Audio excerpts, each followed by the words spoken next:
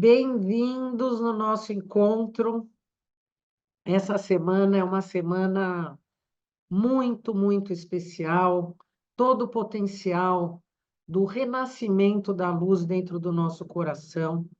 E eu hoje tenho um motivo muito especial para comemorar com vocês.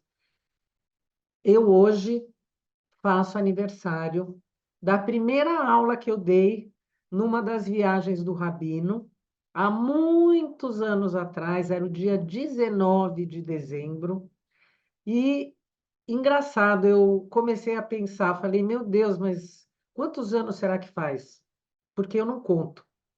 Da mesma forma que eu não gosto de contar a idade, mas eu digo contar não é no sentido de dizer, eu estou dizendo contar no sentido de contar um número. E eu pensei, falei, puxa, mas será que vai fazer?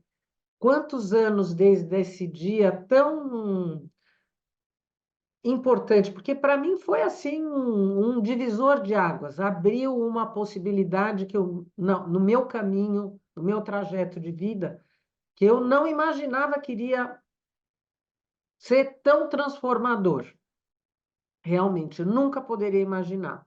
E ele aconteceu sem que eu percebesse.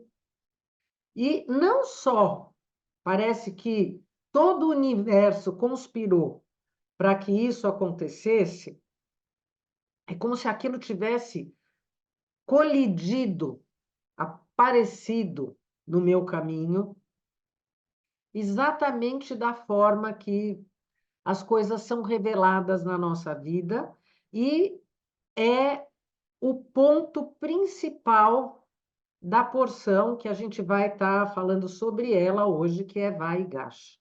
Vaigash, que é o reencontro, o encontro, mas que essa palavra reencontro, ela tem o sentido dessa colisão, que é como se algo que vem numa velocidade meio fora de controle, e existe um enfrentamento, uma força que chega, e é sobre isso que a gente vai falar. Eu gosto muito de trazer a vivência física, a minha vivência, porque através da experiência do outro, nós conseguimos acoplar energia da experiência do outro, e isso pode, sim, revelar partes do nosso ser que a gente não consegue reconhecer. Porque quando a gente olha para nós mesmos, nós não percebemos as cascas que estão nos encobrindo. Mas quando o outro traz para nós uma experiência, ele ele traz uma parte de um sentimento que é muito mais fácil a gente enxergar tudo no outro, e é muito mais difícil a gente enxergar dentro de nós mesmos, porque a gente já se acostumou. E eu falei sobre a contagem dos anos, e também isso está muito relacionado ao que nós vamos estar falando hoje. Porque hoje nós estamos recebendo todos, independente do seu signo, da sua data de nascimento, hoje nós estamos recebendo a energia de Saturno. E Korav Shabtai, o planeta Saturno. E Saturno, a gente falou na meditação, o grande professor, mas ele também é Cronos, o deus do tempo. Ele tem a contagem do tempo. E o que é a contagem do tempo para nós? É tudo.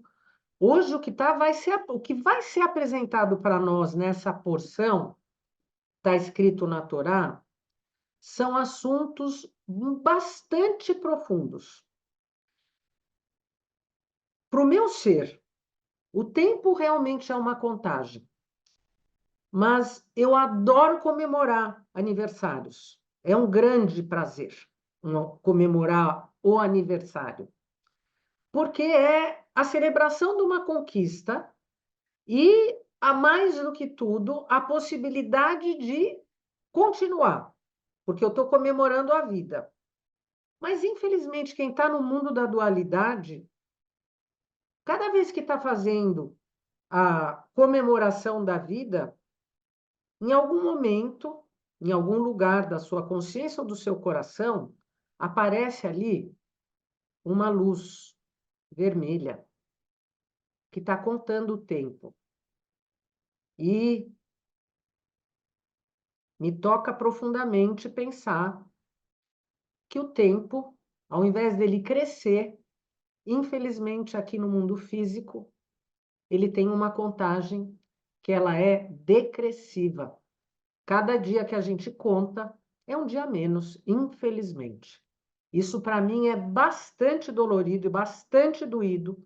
Por isso eu não gosto de falar sobre idade, eu não gosto de contar nada que é ligado ao tempo, porque ao mesmo tempo, isso, e eu vou dizer para vocês, eu estou fazendo essa revelação, isso faz parte do meu ser desde que eu era criança. Eu não gosto de contar, dói no meu coração. Porque eu sei que eu tenho e quero aproveitar o máximo possível que eu tiver de tempo para realizar a minha missão, que eu até tenho aqui a revelação de muitas situações que eu preciso alcançar, que eu quero cumprir. Mas eu sei que o meu olhar é muito limitado e eu só consigo enxergar parte. Então, quanto mais tempo cada um de nós tiver, mais oportunidade, mais coisas vai conseguir abraçar. E quando a gente já não tiver mais aqui, eu quero levar para minha alma muito patrimônio, muitos prêmios. Eu quero, é o que eu quero, isso é o que eu almejo. E eu sei que para conseguir alcançar cada uma dessas estrelinhas, desses pontos positivos, eu vou ter que trabalhar muito. Porque o que vai acontecer? Vamos lembrar daquilo que nós falamos na semana passada? A gente gosta muito de pensar no futuro. E é maravilhoso pensar no futuro e que seja um futuro iluminado, cheio de amor, saúde, só coisas maravilhosas que sejam elas todas baseadas na força do amor. Mas nós já passamos por um tempo e, da mesma forma que hoje, quem dera a gente pudesse ter a visão profética de Yosef e conseguir ver o que nos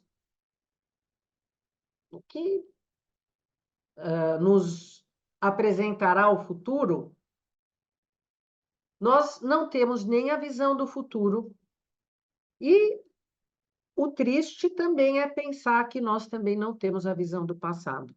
Porque a nossa memória, além de muito seletiva, ela também é bastante restrita. Ela só gosta de deixar na pauta da vez aquilo que a gente fez de bom, aquilo que a gente tem orgulho e prazer de contar para o outro. Aquilo que a gente não fez tão bem, a gente gosta de esquecer para não sofrer, porque dói lembrar. E isso acaba, de certa forma, fazendo com que o nosso trabalho para alcançar a nossa missão acabe sendo mais difícil. Por isso, o nosso estudo aqui da Cabala. Por que que a gente estuda a Cabala? Porque a gente quer conhecer não só o bem, mas a gente precisa de ter um caminho, uma lógica que me ajuda a reconhecer o negativo para que eu possa transformar o negativo. Agora, se eu nem lembro do negativo, como é que eu vou consertar algo que eu já não lembro mais? Para mim, eu estou com a ficha limpa. Eu penso no passado, eu só lembro daquilo que é bom e acho que eu estou com a ficha limpa. E aí eu sigo a minha vida. Pode ser que seja assim, né? Comigo é. Eu sempre falo que eu gosto de me colocar em primeira pessoa. A minha experiência. Talvez vocês já são pessoas iluminadas e não precisam lembrar de nada. Eu sei que eu preciso. Eu preciso lembrar de muita coisa, eu preciso corrigir muita coisa, bem dolorida, bem dolorida. Mas eu estou consciente que eu quero. O principal é querer. E essa colisão é exatamente isso. Vai acontecer na porção da Torá e acontece na nossa vida.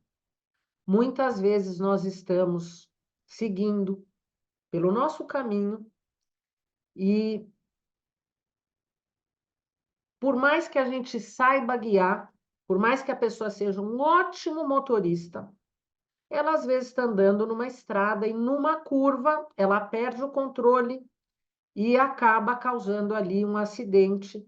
E, de repente, a vida que estava perfeita põe tudo a perder. De um momento para o outro, acontece uma situação inexplicável e a vida se torna outra vida.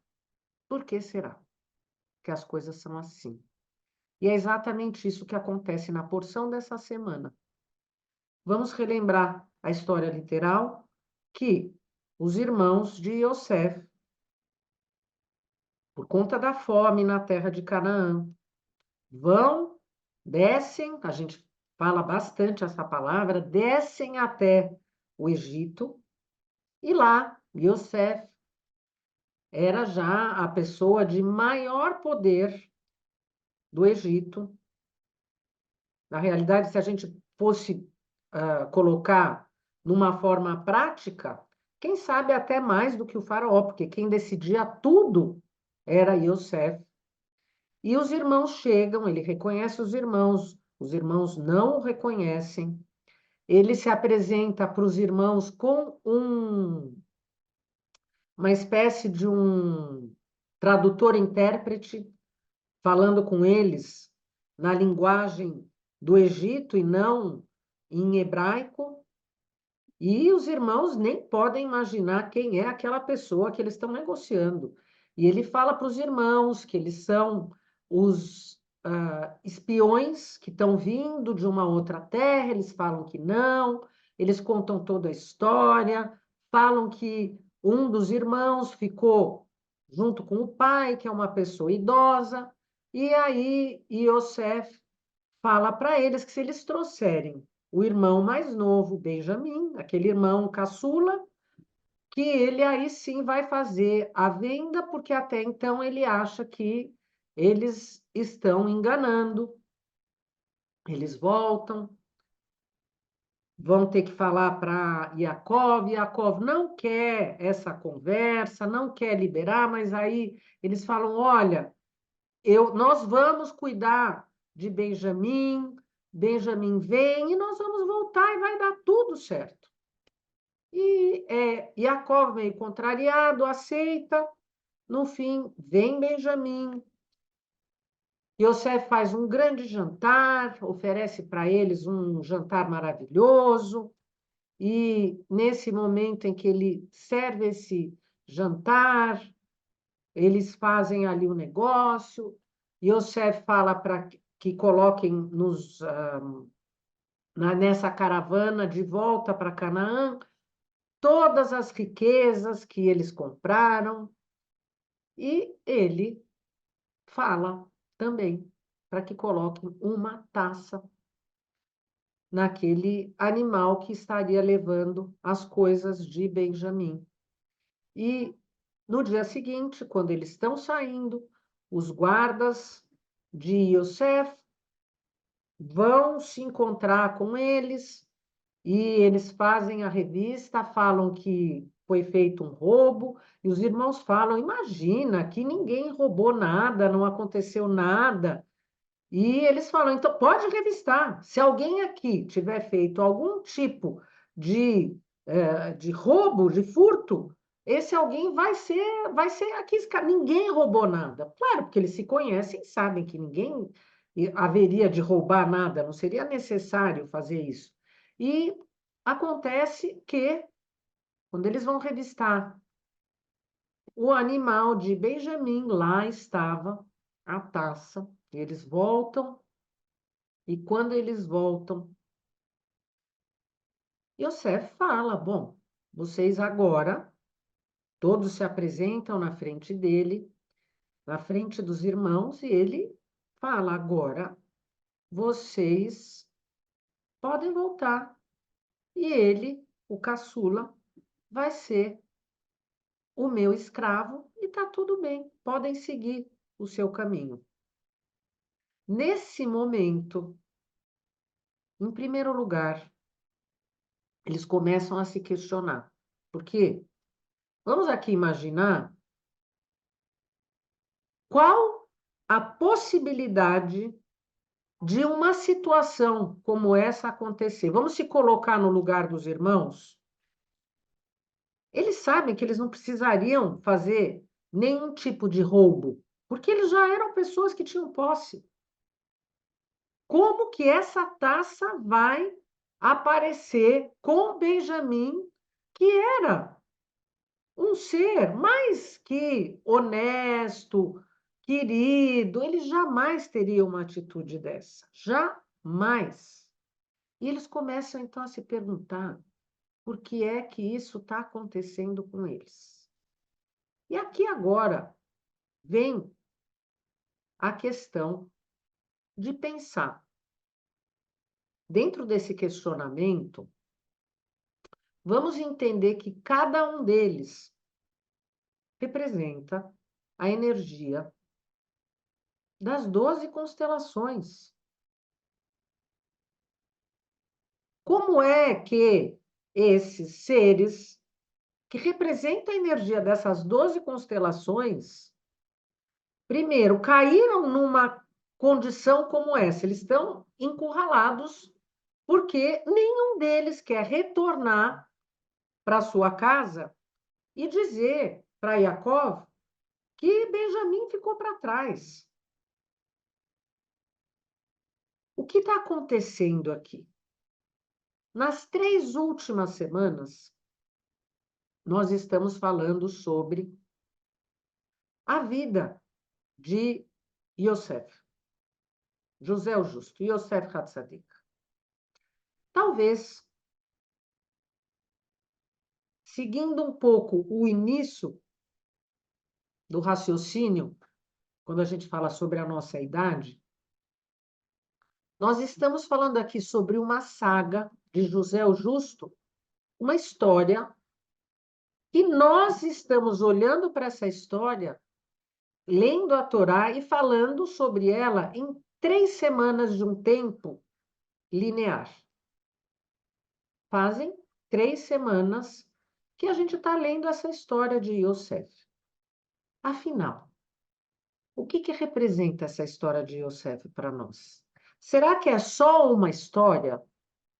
Ou será que nós, todo o tempo, toda semana, estamos aqui repetindo, relendo, entendendo que as histórias que estão lá na Torá representam dimensões do nosso ser? Então, eu falei de Cronos, eu falei sobre Saturno, 3 semanas para falar sobre a vida de Yosef. Parece que o tempo para essa história é muito curto. E aqui eu gostaria que vocês também pensassem e refletissem, porque estudar Cabala é justamente isso, sobre o tempo. O quanto a gente tem na nossa contagem do tempo. Algo muito curto, algo muito longo, essas curvas da vida em que parece que a gente está num caminho seguindo com tanta certeza que tudo vai estar bem e tudo vai dar certo, e de repente algo acontece e muda completamente o rumo de tudo. E o tempo. O tempo. Estudar Cabala para conhecer a energia positiva, a energia negativa, mas simplesmente reconhecer, sem agir e sem ter o desejo de transformar. Então, se eu conheço a história, mas eu não tenho a condição de positivar o negativo, eu estou fazendo um estudo racional que, na verdade, não serve para nada. Não serve para nada. Serve para eu perder o tempo, que, na minha opinião, é muito curto. Na minha opinião, eu não quero perder nem um segundo. Porque, olha, a gente pisca e o tempo passou. De repente, a vida foi. Se eu não puder positivar com qualquer tipo de raciocínio, com qualquer tipo de ligação que eu estou fazendo dentro do meu ser, eu estou perdendo tempo. Não valeu nada. E não é isso que a gente quer. Porque o que a gente quer é conseguir entrar numa outra dimensão. Vamos voltar novamente para a história literal. No momento em que eles percebem que parecia que estava tudo bem, e de repente ficou tudo mal, eles começam a se perguntar: o que será que aconteceu para isso estar se manifestando para nós? E eles começam a pensar: será que tudo isso está acontecendo por conta daquilo que foi feito com o nosso irmão Yosef? Será que, de alguma forma, agora, esse momento dessa grande falha, ou, aqui eu já estou até adiantando, será que aquilo que nós fizemos, a gente tinha tanta certeza na hora que nós fizemos e agimos daquela maneira, será que isso é reflexo e efeito de algo que foi feito e que não deveria ter sido feito? E eu pergunto também para vocês. Yosef quis colocar a taça lá nas coisas de Benjamim. Quando a gente pensa no tempo e a gente pensa na justiça divina, eu gostaria que vocês também refletissem.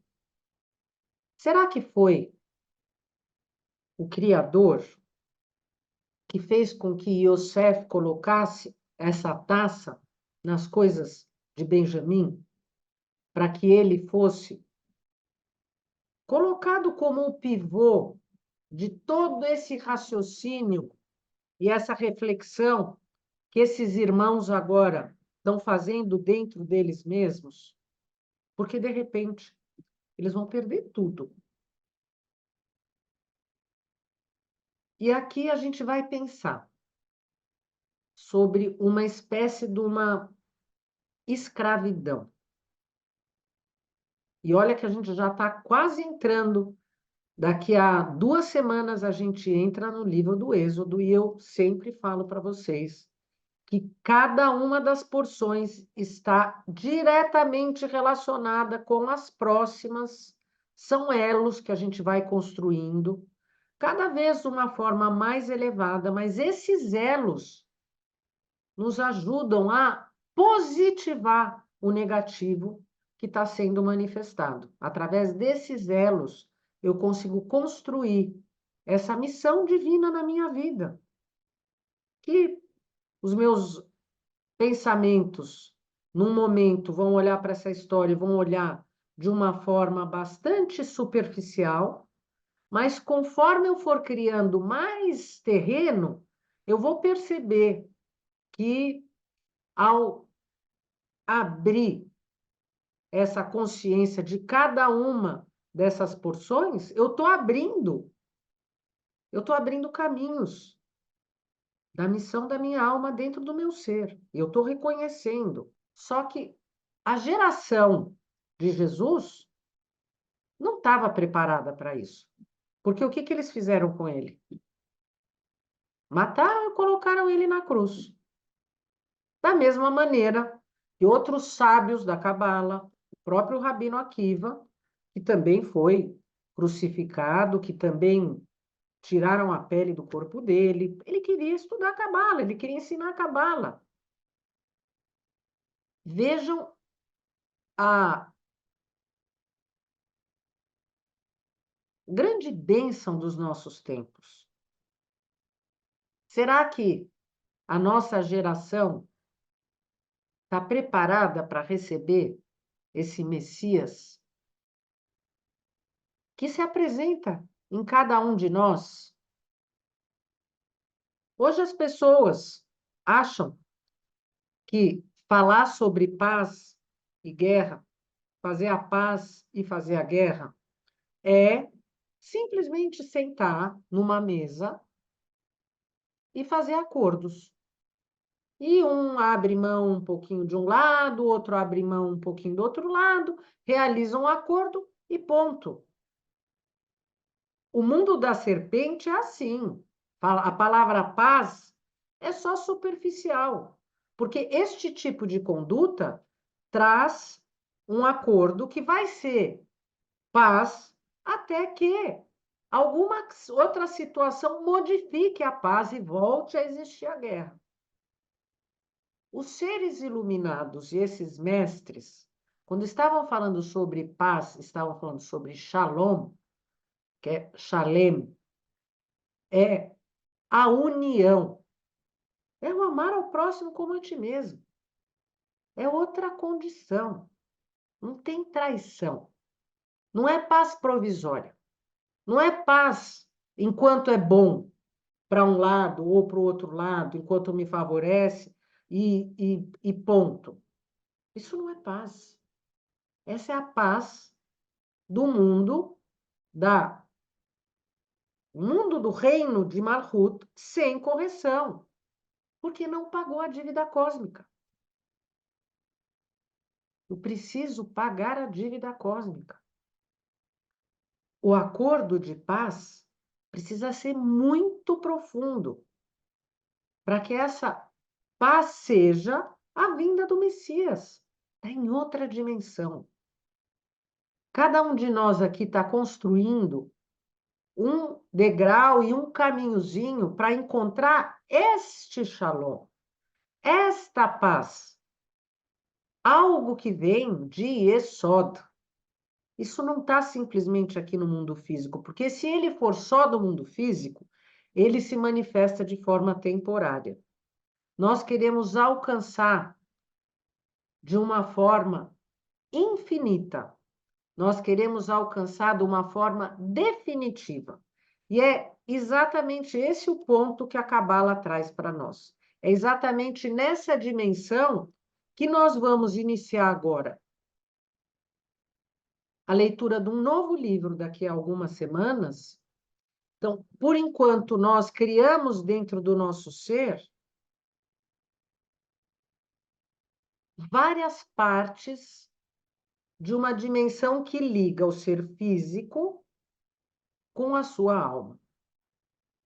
Nós estamos trabalhando justamente nesse canal de Yesod. Para eu conseguir ter esse canal aberto, eu não posso trair a minha alma. Eu preciso ter a visão da minha alma fluindo aqui no físico. Eu não posso, só no físico, estar pensando só nesse momento, com essa visão curta, olhando hoje para o meu ser e me vendo, igual os irmãos de Yosef. Ai, nós somos filhos muito bons de Jacob, nós somos honestos, que eles lembram só do que é bom. E deixando uma pedra sobre a situação de Yosef, como se Yosef não existisse mais. Como nós. Quantas ações será que nós já fizemos nessa vida e que a gente já não lembra mais e parece que ficou para trás? São os bloqueios que a gente fez. Para alcançar a missão da nossa alma, nós precisamos, sim, corrigir todos os bloqueios que a gente criou. E aí nós vamos continuar aqui. Que sejam muitos e muitos anos iluminados, de muita correção, que a gente não precise contar os anos que passaram, mas que cada vez, através das nossas ações, possam ser anos que nós vamos estar fazendo com que o tempo deles seja o tempo bem investido e valorizado, não tempo perdido. O passado precisa ser algo em que eu possa usar para ampliar o meu futuro. Então, obrigada pela presença de vocês. Nós vamos estar realizando uma atividade maravilhosa na próxima quinta-feira. Nós vamos estar acendendo as velas antes do Natal, na próxima sexta-feira, e vai ser toda uma união do que foi falado hoje com o renascimento da luz no nosso coração, injetando essa certeza, essa vontade de colidir com aquilo que é a nossa missão divina, para a gente não ser escravos e conseguir ver um futuro onde não existe dor, mas existe sim a luz. E logo nós vamos ter a virada do ano, então vão ser várias atividades, vamos tentar manter o foco da alma, que ele possa cada vez mais fazer parte da visão dos nossos olhos para a gente poder corrigir a nossa vida física aqui no reino físico da Terra. E a gente segue juntos. Obrigada, amores.